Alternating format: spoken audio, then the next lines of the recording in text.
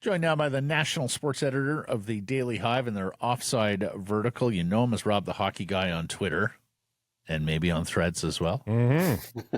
It's Mr. Rob Williams. You can follow me at Daily Hive Rob on Threads.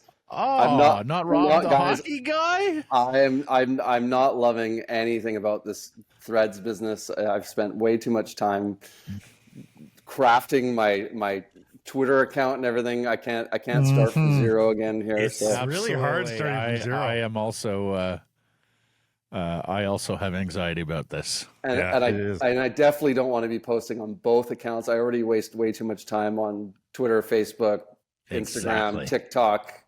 Exactly. What would it take for us though to fully move over? Like outside of Twitter just ending? Like if that's not on the table, what would it take for everybody just to collectively move over? Elon's pissed us all off enough. I mean, why don't we just all move over? But it's just the foundation, the deep roots is preventing it, I think.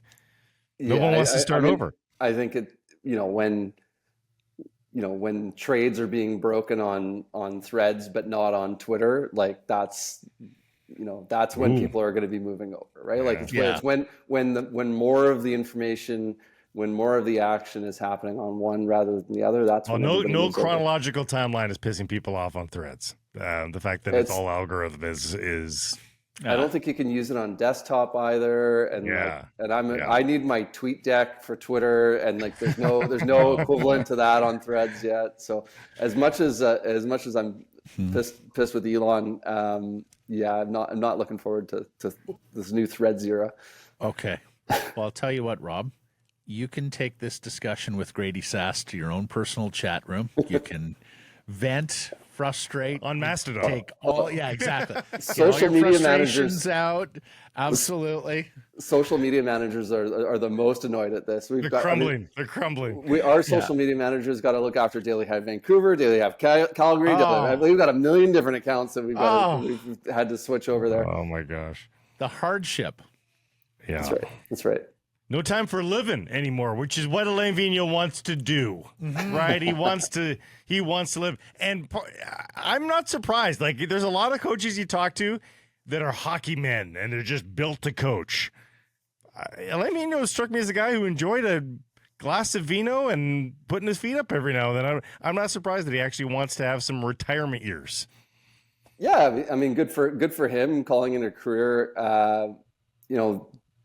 I think he kind of, in a way, is almost underrated in Canucks history. Like Pat Quinn, the late Pat Quinn, of course, late great Pat Quinn. Who doesn't love Pat Quinn?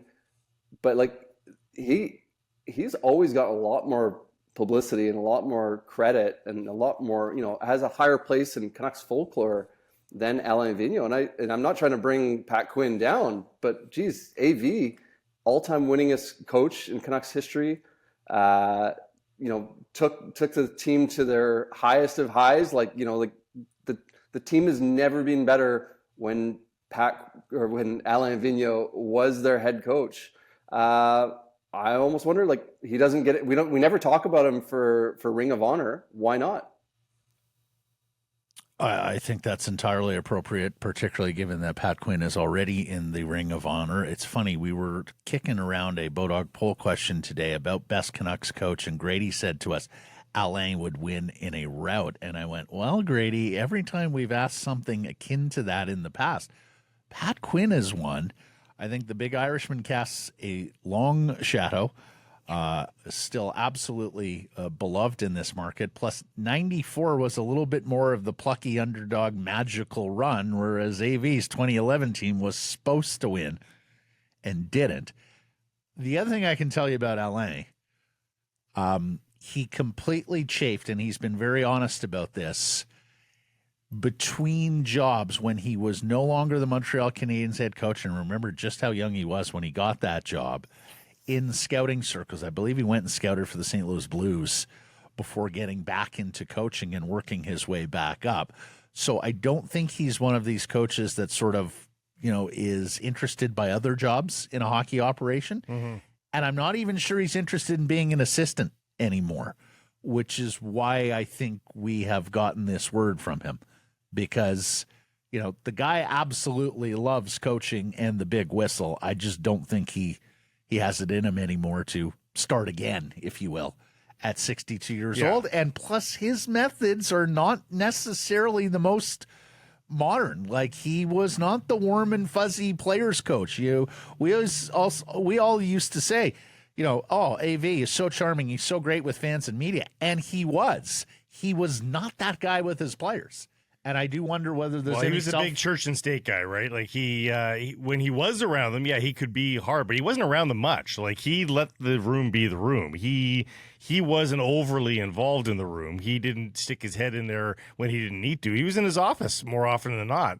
It was old school in that regard, that he let them. I mean, they were a veteran group. So. I'm with Rob. I would hope the Vancouver Canucks. I mean, if this is it, because coaches are a little bit like boxers when they retire. You go, okay, until the next big gig comes around. And it's still possible. But if in fact this is the end for Alain Vigneault as a NHL coach, I sure hope the Vancouver Canucks bring him back and honor him and toast him in some sort of way. And I'm with you, Rob. I'd do Ring of Honor. Yeah, I could imagine that happening. Yeah, I am interested to see what the reaction would be now, after him retiring, for best coach in Canucks history. Like you say, there's a lot of support for Pat Quinn, but I wonder if that's just like a generational thing, right?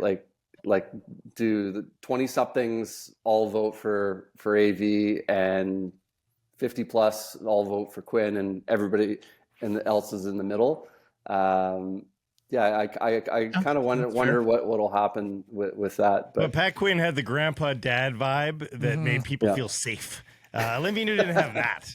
So I still think, despite it being a long time ago, I still think Pat Quinn wins that vote. Was he the cool uncle, or what was AV? Yeah, maybe. Yeah. The nice neighbor. Yeah. yeah, something like that. All right, Rob, in true AV fashion now. En français. Thanks, guys. Yeah. Speed. Tyler Myers to San Jose. You're not understanding it. Explain.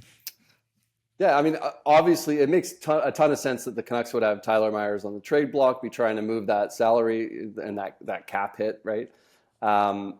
And I understand why his name would be out there. Kevin Labanc, that's not much better of a contract. You look at and again, another winger as the rumored deal. I don't know that makes a ton of sense. And I thought it was interesting what Myers' agent was, essentially talking him up as like freely admitting that Tyler Myers would be a good trade chip at the coming trade deadline. I tend to agree. And you look at the Canucks, like without Tyler Myers on defense, like it's a bit of a hole back there. Like they could use him on the blue line. If they lose Myers, they're going to have to replace him with another defenseman. I don't think they need another winger. Who are you going to spend that money on? There's not a ton of intriguing free agents if you're only saving like less than $1 million by picking up a guy like Labanc. And who's going to have more value at the deadline? Is it going to be Labanc or is it going to be Myers? I think it's going to be Myers. Big right shot defenseman. Say what you want about Myers. With some pedigree, they're still picking him for world championship teams and that sort of thing. I think Myers is going to have more value at the deadline, and I think you've come this far with him. Wait a few more months and see if you can actually get an asset in return rather than just giving him away for free. Except they need cap space. Well, I'm of two minds. I agree with every syllable Rob Williams just said, and I'd also add, not a poor skater and actually better with the puck than most defensemen of that size. Now, he's not without his foibles. He takes a lot of penalties. There are some giveaways and some maddening zone coverage plays where you just go, what is Myers thinking? But I agree with you that it could be attractive. I'm of two minds. Number one, do exactly as you say. But guys, they still have a hole at third line center. Pius Suter's still out there. Dhaliwal told us yesterday that, they're still looking for a third line center, that big winger as well. if you're moving out Myers and can shed the cap space, as this one says, and not have to take back LeBanc, then maybe you're in the ball game for that upgrade at third line center and a bigger winger. Ooh. So you fill two birds. Well, I mean, it's a $6 million hit, Blake, and you're two over. I know. Okay, so you're $4 million. Yeah. Let's say, I that might be where you can fill two holes at the cost of one, and then cross your fingers and hope that Noah Juleson and others can hold down that third pair right side spot. Rob? I mean, if you can get rid of his salary right now and not have to take anything back, absolutely, you get rid of him right away and try to fill those spots in different ways with $6 million of newfound cap space. But who's signing up for that? Even the teams that are at the, maybe I could see a team on the cap that's, like Arizona Coyotes on the cap floor, after his bonus has been paid. I could see that then maybe, but even then, like, teams don't want to, like, they realize that they're doing the Canucks a favor here. As much as they'd like to have a player for just like Myers for just $1 million, he can mentor other defensemen, be a bit of a leader. I think there's some value there, but they also realize that they're, doing the Canucks a major favor, and they're not going to just do that for nothing. Correct. That bonus remains a very, very tricky hurdle to overcome. Rob, marvelous stuff. Thank you for this, and we'll catch up next Thursday. See you on Threads till then. Yes, until then. If you haven't heard, the Vancouver Canadians are the hottest ticket in town. So get your tickets now at CanadiansBaseball.com, because we'd hate for you to strike Out.